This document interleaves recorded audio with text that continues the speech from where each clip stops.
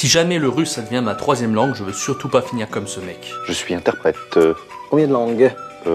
3, langues, oui. 4, enfin, l'anglais, l'allemand, le russe. Alors vous vous rappelez, la semaine dernière, je me suis lancé dans un défi et aujourd'hui on va faire le point. Alors j'ai essayé pendant la moitié de la semaine environ d'apprendre l'alphabet cyrillique dans son intégralité, après avoir passé la plupart des mots en fait qui permettent d'apprendre l'alphabet dans un ordre logique. Атом, эмо, море, от, кот. Akemo, ce sont les lettres qu'on peut lire immédiatement. Et alors, comme dans toutes les langues, il y a certains mots qui font penser vraiment à complètement autre chose. Tam, tiens, comme transport de l'agglomération de Montpellier. Là, on a Zob. Oh, n'essayez pas de lire avec l'alphabet latin. Il y a certains mots, ça peut paraître bizarre.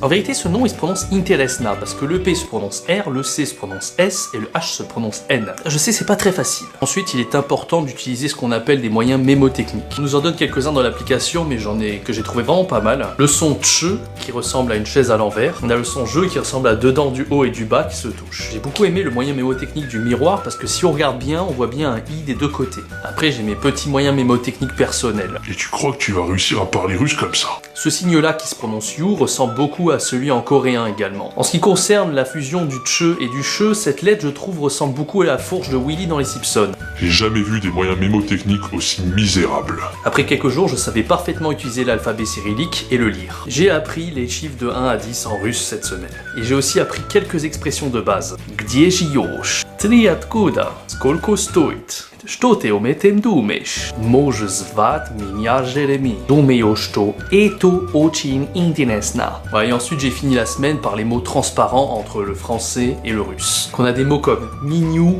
tiat, silk, bar, mignota. Allez, c'est tout pour cette semaine. La semaine prochaine, je vais rentrer dans le sérieux, c'est-à-dire je vais apprendre beaucoup d'expressions pour la survie et le vocabulaire de base. Continuez à suivre mon défi 30 jours en vous abonnant à ma chaîne YouTube. Merci encore à Mosalingua pour m'octroyer la possibilité de ce défi. Et ne ratez pas mon interview prévue pour très bientôt sur le site mosalingua.com. Ce, je vous laisse et je vous dis à la semaine prochaine pour la suite du défi.